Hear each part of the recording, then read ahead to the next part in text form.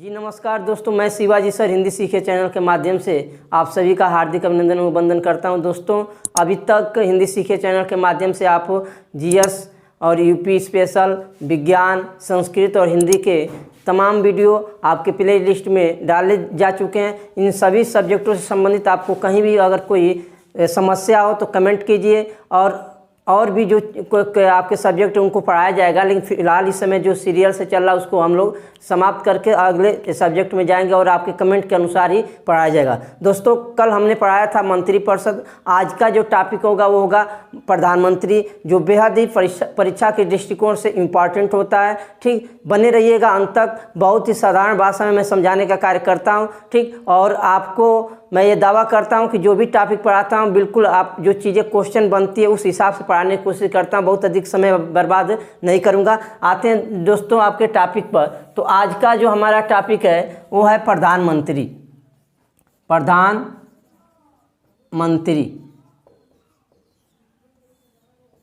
ठीक, प्रधानमंत्री जिसको प्राइम मिनिस्टर बोला जाता है। दोस्तों, सबसे बड़ी बात ये होती है कि प्रधानमंत्री कौन बनता है। आपके दिमाग में बहुत लोग नहीं समझ पाते हैं कि कभी कभी लोग कहते हैं कि प्रधानमंत्री का चुनाव होता है, कभी कहते हैं लोग कि प्रधानमंत्री नियुक्त होता है। तो तमाम समस्याएं बनी होती है। तो इन सब चीज़ें साधारण बातों से शुरू करते हुए मैं सारी जो आपकी समस्याएं उसका निराकरण करने के प्रयास करूँगा। दोस्तों, मैं बताना चाहता हूँ कि प्रधानमंत्री की नियुक्ति कैसे की जाती है, यानी कौन व्यक्ति प्रधानमंत्री बनता है। ठीक, यानी प्रधानमंत्री की नियुक्ति। पहला जो हमारा टॉपिक होगा वो होगा प्रधानमंत्री की नियुक्ति। बेहद इंपॉर्टेंट, प्रधानमंत्री की नियुक्ति। प्रधानमंत्री की नियुक्ति देखिए दोस्तों, सबसे पहले अनुच्छेद 75(1) जो बहुत ही इंपॉर्टेंट है परीक्षा के दृष्टिकोण से। यह अनुच्छेद बहुत ही इंपॉर्टेंट है। ठीक, यानी 75(1) में ये कहा गया कि राष्ट्रपति अपने सलाह के लिए एक मंत्री अनुच्छेद 74 में ये कहा गया कि राष्ट्रपति अपने सलाह के लिए एक मंत्रिपरिषद का गठन करता है। ठीक, अब उस सलाह के लिए मंत्रिपरिषद का गठन करेगा तो तमाम मंत्रियों की नियुक्ति करता है, वो अलग बात है। लेकिन 75(1) में ये कहा गया कि प्रधानमंत्री की नियुक्ति किसके द्वारा की जाए। प्रधानमंत्री की नियुक्ति राष्ट्रपति के द्वारा की जाती है। प्रधानमंत्री की नियुक्ति कौन करता है? तो राष्ट्रपति करता है। बहुत ही इंपॉर्टेंट क्वेश्चन बनता है कि प्रधानमंत्री की नियुक्ति कौन करता है या प्रधानमंत्री की नियुक्ति राष्ट्रपति करता है, तो किस अनुच्छेद में है? तो ये आपका 75(1) है। यानी 75(1) में ये कहा गया कि प्रधानमंत्री की नियुक्ति कौन करेगा? तो राष्ट्रपति करेंगे। ठीक, अब एक बात और आती है कि राष्ट्रपति को, प्रधानमंत्री को शपथ कौन दिलाता है? तो राष्ट्रपति दिलाते हैं। तो ये आपका बहुत ही इंपॉर्टेंट क्वेश्चन है। नियुक्ति राष्ट्रपति के द्वारा की जाती है, लेकिन उनकी योग्यता क्या होनी चाहिए? तो योग्यता की बात जहाँ तक है तो पहली बात ध्यान दीजिएगा, भारत में आपको कोई भी पद लेना है तो योग्यता अनिवार्य है। ठीक, तो योग्यताएं क्या होती है? सारे जो भी प्रशासनिक या शासनिक पद होते हैं उसमें पहला जो कॉमन योग्यता होता है ये होता है कि भारत का नागरिक होना चाहिए। यानी आप भारत के नागरिक रहेंगे तभी कोई पद ग्रहण कर सकते हैं। अगर भारत के नागरिक नहीं है तो आपको किसी भी पद पर सेवारत नहीं किया जाएगा या कार्य करने नहीं दिया जाएगा। ठीक, दूसरा जो होता है कि आप किसी सरकारी लाभ के पद पर न हो, पागल या दिवालिया न हो। ठीक, उसके बाद एक जो न्यूनतम उम्र होती है यानी 25 वर्ष। न्यूनतम उम्र कितनी होनी चाहिए? 25 वर्ष। ठीक, उसके बाद तीसरा जो होता है संसद का सदस्य होना चाहिए। संसद का सदस्य होना चाहिए। इन कहने का मतलब यह है कि प्रधानमंत्री वही व्यक्ति बनता है जो संसद के किसी भी सदन का सदस्य होता है। यानी संसद के 2 सदन होते हैं, थोड़ा बताएंगे आपको अगले पार्ट में। हमारा जो अगला इस संविधान का अगला जो टॉपिक होगा संसद से होगा। तो यानी संसद के, देखिए थोड़ा देख लीजिएगा आप लोग कि संसद के 2 अंग होते हैं। संसद के 3 अंग होते हैं और 2 सदन होते हैं। तो एक होता है लोकसभा और एक होता है राज्यसभा।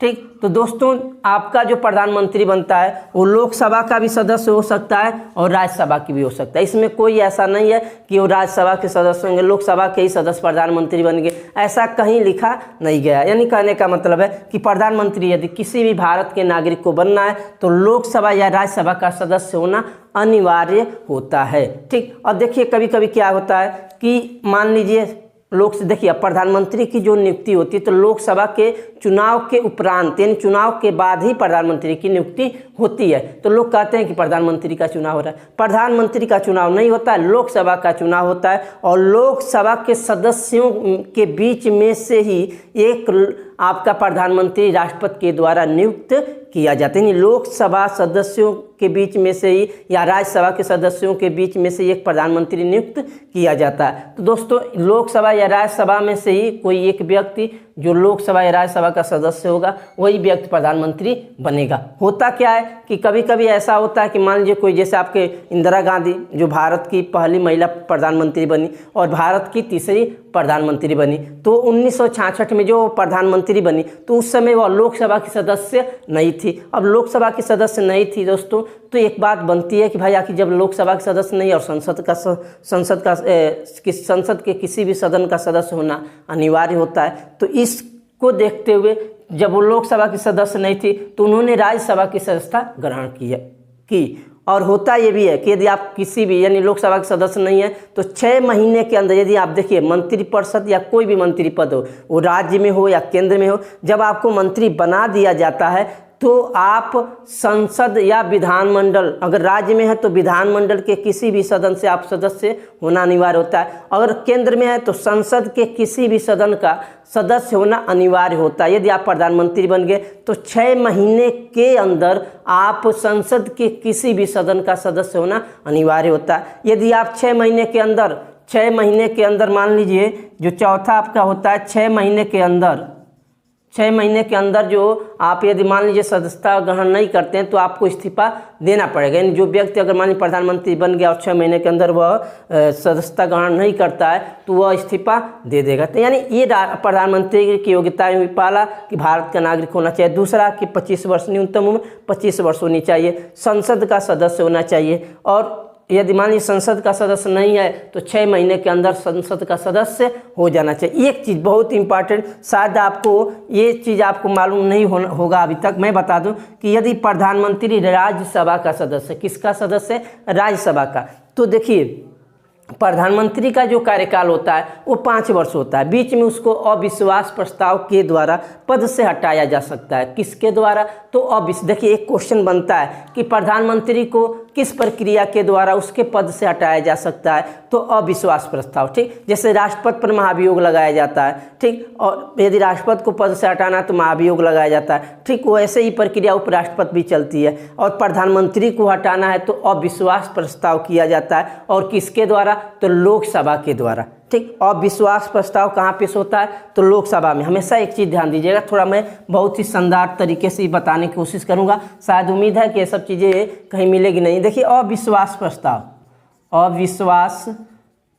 प्रस्ताव, ठीक दोस्तों, अगर प्रधानमंत्री के प्रति अविश्वास प्रस्ताव पेश करना है तो सबसे पहले कहाँ पेश किया जाता है? सबसे पहले ही नहीं, केवल लोकसभा में पेश किया जाता है। कहाँ? तो लोकसभा, ठीक। यानी लोकसभा में अविश्वास प्रस्ताव को पेश करते हैं। यानी कहने का मतलब यह है कि यदि ध्यान दीजिएगा, प्रधानमंत्री यदि राज्यसभा के सदस्य हैं, किसके सदस्य हैं? राज्यसभा के, और अविश्वास प्रस्ताव पेश कर दिया गया तो प्रधानमंत्री जब राज्यसभा के सदस्य रहेंगे ना तो अपने पक्ष में वो मत नहीं कर सकते हैं। क्या नहीं कर सकते हैं? अगर वो राज्यसभा के सदस्य हैं तो अपने पक्ष में वो मत नहीं करेंगे। जब लोकसभा के सदस्य रहेंगे तभी अपने पक्ष में मत करते हैं। क्वेश्चन बनता है कि अविश्वास प्रस्ताव के दौरान प्रधानमंत्री किसका सदस्य नहीं होना चाहिए? यानी कहने का मतलब है कि राज्यसभा के यदि सदस्य होंगे तो जब अविश्वास प्रस्ताव पेश होगा तो वह उसमें अपना मत, उनका मतलब उनके मत का काउंटिंग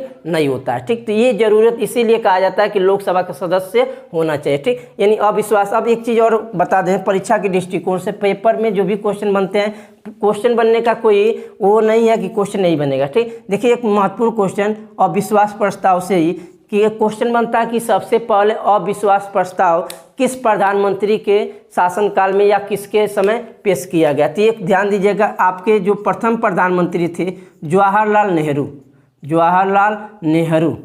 ठीक। यानी पंडित जवाहरलाल नेहरू थे, उनके ही समय पहली बार अविश्वास प्रस्ताव पेश किया गया था। क्वेश्चन जब ये बने कि पहली बार किसके समय या किस प्रधानमंत्री के कार्यकाल के दौरान अविश्वास प्रस्ताव पेश किया गया, तो पंडित जवाहरलाल नेहरू। ठीक, अब उसका दूसरा एक क्वेश्चन यही बन सकता है कि कौन ऐसा प्रधानमंत्री था जिसको अविश्वास प्रस्ताव के द्वारा पद से हटाया गया, यानी जब हटाने की बात आएगी तो बीपी सिंह, यानी बीपी सिंह एक ऐसे प्रधानमंत्री हुए, विश्वनाथ प्रताप सिंह जो उत्तर प्रदेश से बिलोंग करते थे। ठीक, तो यानी विश्वनाथ प्रताप सिंह ऐसे प्रधानमंत्री हुए जिनको अविश्वास प्रस्ताव के द्वारा हटाया गया। ठीक, यानी अगर प्रधानमंत्री को हटाना है तो कौन सी प्रक्रिया के द्वारा, अविश्वास प्रस्ताव के द्वारा। ठीक, उसके और तरीके भी होते हैं, यदि मान लीजिए आपका लोकसभा भंग हो गई तो उसी तरह हट जाएंगे, तो ये सब तरीका होते हैं, ये आपकी योग्यताएं होगी। अब आते हैं कार्यकाल।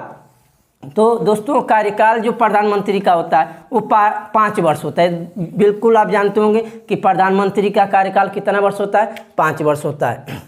अब एक चीज़ ध्यान दीजिएगा कि कार्यकाल तो 5 वर्ष होता है, ठीक, लेकिन जो आपका प्रधानमंत्री होता है वो राष्ट्रपति के प्रसाद पर्यंत ही पद पर बना रहता है। यानी क्वेश्चन बन सकता है कि प्रधानमंत्री किसके प्रसाद पर्यंत पर अपने पद पर बना रहता है, तो राष्ट्रपति। ठीक, अब देखिए 5 वर्ष कार्यकाल होता है, 5 वर्ष के अंदर अविश्वास प्रस्ताव को पेश किया जा सकता है। ठीक, तो यानी ये आपका 5 वर्ष के पहले भी हट सकते हैं। ठीक, ऐसा कहा जाता है। ठीक, आगे आते हैं, यानी नियुक्ति हो गया, योग्यताएं हो गई, कार्यकाल हो गया। ठीक, अब प्रधानमंत्री की कुछ शक्तियां होती हैं जो इम्पोर्टेंट होता है। ठीक, कि प्रधानमंत्री का आखिर प्रधानमंत्री हैं तो इनका कार्य क्या है भाई।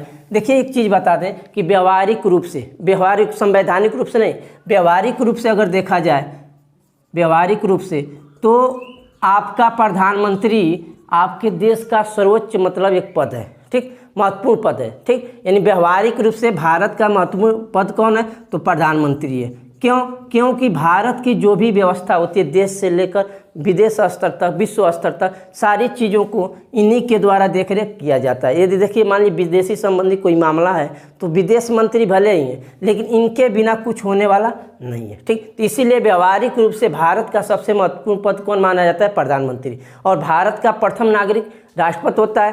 ठीक, अब कार्यपालिका का प्रमुख राष्ट्रपति होता है, लेकिन जब क्वेश्चन ये बनता है कि कार्यपालिका का वास्तविक प्रमुख, जब कार्यपालिका का वास्तविक प्रमुख होता है तो कौन होता है, प्रधानमंत्री। यानी कार्यपालिका का वास्तविक प्रमुख भी प्रधानमंत्री होता है। ठीक, यानी अब शक्तियों के बारे में, कार्य क्या होता है ध्यान दीजिएगा। कार्य में पहला जो होता है प्रधानमंत्री का कार्य, तो उसमें पहला देखिए क्या होता है कि मंत्रिमंडल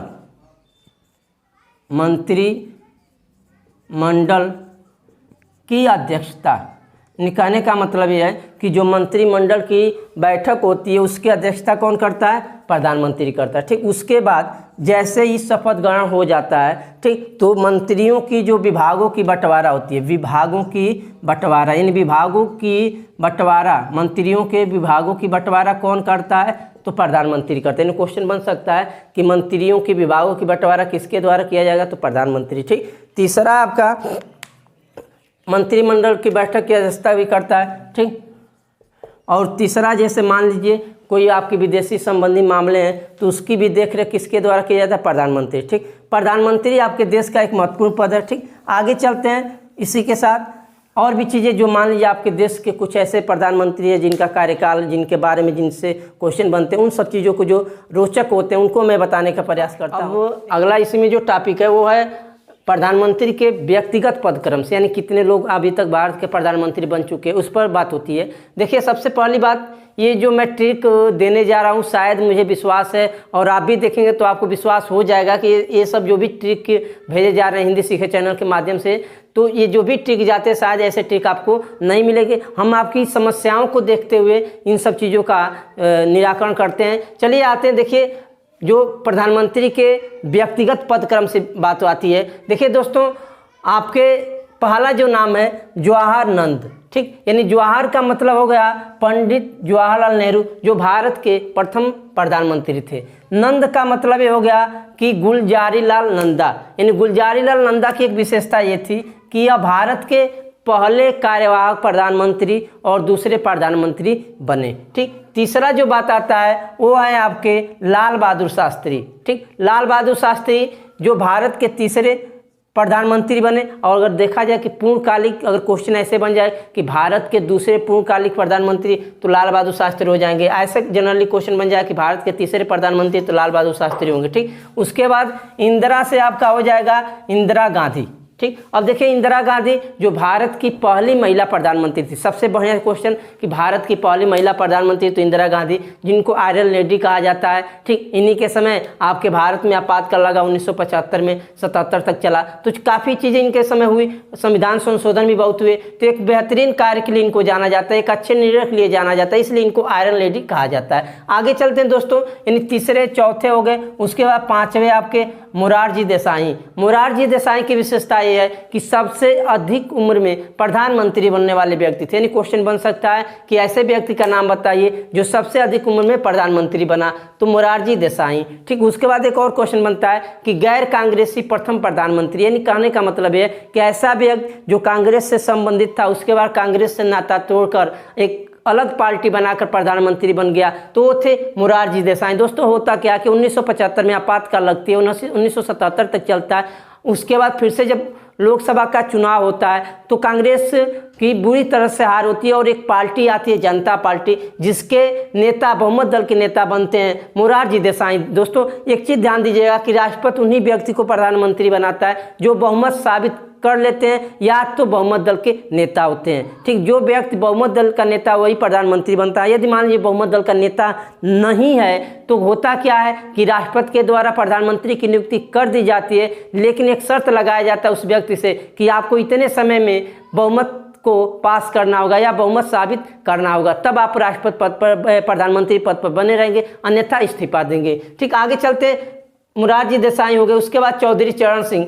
चौधरी चरण सिंह की विशेषता यह है कि दोस्तों यह एक ऐसे प्रधानमंत्री बने जो संसद का सामना नहीं किया, यानी संसद गए ही नहीं। ठीक, उसके बाद इनकी और विशेषता, ये आपके उत्तर प्रदेश के मुख्यमंत्री भी बने। ठीक, उसके बाद उत्तर प्रदेश के मुख्यमंत्री होते हुए प्रधानमंत्री बनने वाले पहले व्यक्ति थे। यानी क्वेश्चन बन सकता है कि ऐसे व्यक्ति का नाम बताइए जो उत्तर प्रदेश के मुख्यमंत्री होते हुए और उत्तर प्रदेश के मुख्यमंत्री होते हुए प्रथम ऐसा व्यक्ति जो प्रधानमंत्री बना, तो चौधरी चरण सिंह। यानी मुख्यमंत्री के बाद प्रधानमंत्री बनने वाले पहले व्यक्ति थे। उसके बाद रज का मतलब होता है कि राजीव गांधी। रज का मतलब क्या होगा? राजीव गांधी। तो राजीव गांधी की विशेषता क्या होगी कि यह सबसे कम उम्र में, सबसे कम उम्र में प्रधानमंत्री बनने वाले व्यक्ति थे। ठीक, उसके बाद आपका विराजत है। विराजत यानी बीपी सिंह। विराजत का मतलब हो जाएगा बीपी सिंह। ठीक, बीपी सिंह की विशेषता ये थी कि इनके अविश्वास प्रस्ताव के द्वारा पद से हटाया गया था। ठीक दोस्तों, पहली जो लाइन थी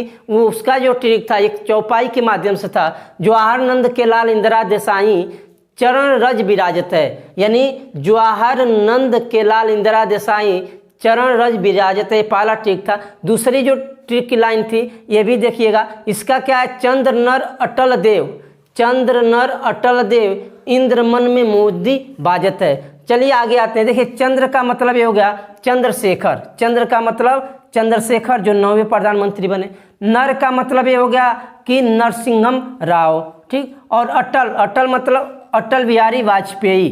ठीक, तो अटल बिहारी वाजपेयी ऐसे प्रधानमंत्री थे जो सबसे कम दिनों तक शासन किए, यानी मात्र 13 दिनों तक शासन किए और भारत के प्रधानमंत्री 3 बार बने। ठीक, उसके बाद ये एक ऐसे प्रधान, क्वेश्चन एक बनता है कि ऐसे व्यक्ति जो विशुद्ध रूप से गैर कांग्रेसी था, यानी जिसका कभी भी संबंध कांग्रेस से नहीं था। तो अगर ऐसे क्वेश्चन बने कि विशुद्ध गैर कांग्रेसी प्रथम प्रधानमंत्री, तो अटल बिहारी वाजपेयी। उसके बाद आपके देव, देव का मतलब ये होता है कि एच.डी. देवगौड़ा।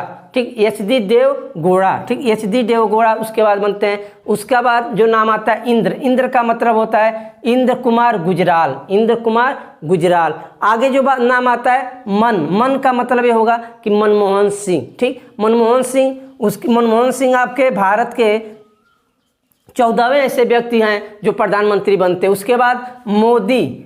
ठीक, तो मोदी का मतलब नरेंद्र मोदी जो भारत के 15वें ऐसे व्यक्ति हैं जो क्या बने? प्रधानमंत्री बने। दोस्तों एक बहुत ही साधारण भाषा में, एक साधारण ट्रिक में मैं इन चीज़ों को याद कराने का प्रयास किया। पहली जो लाइन थी, जवाहरनंद के लाल इंदिरा देसाई चरण विराजत है। दूसरी लाइन थी, चंद्र नर अटल देव इंद्र मन में मोदी बाजत है। दोस्तों एक चीज़ ध्यान दीजिएगा कि भारत के जो वर्तमान में प्रधानमंत्री नरेंद्र मोदी 15वें ऐसे व्यक्ति हैं जो प्रधानमंत्री बने। उपराष्ट्रपति जो है आपके वर्तमान में 13वें हैं और राष्ट्रपति जो है 14वें। 13, 14, 15 एक क्रम है। ठीक दोस्तों, इसी के साथ मैं पुनः आपसे एक बात कहना चाहूँगा कि ये ट्रिक यदि अच्छी लगे तो इस चैनल को अधिक से अधिक सब्सक्राइब कीजिए, लाइक कीजिए और अपने दोस्तों के पास शेयर करना ना भूलें, क्योंकि हम निःशुल्क निस्वार्थ भाव से आपको शिक्षा देने की कृपा कर रहे हैं। तो इसमें आपका भी कुछ योगदान बनता है। यदि देखिए रिश्ता तभी बनती है जब हिस्सेदारी बराबर की होती है। तो इन सब चीज़ों को देखते हुए इस चैनल को अधिक से अधिक सब्सक्राइब कीजिए, लाइक कीजिए। इसी के साथ नमस्कार, धन्यवाद।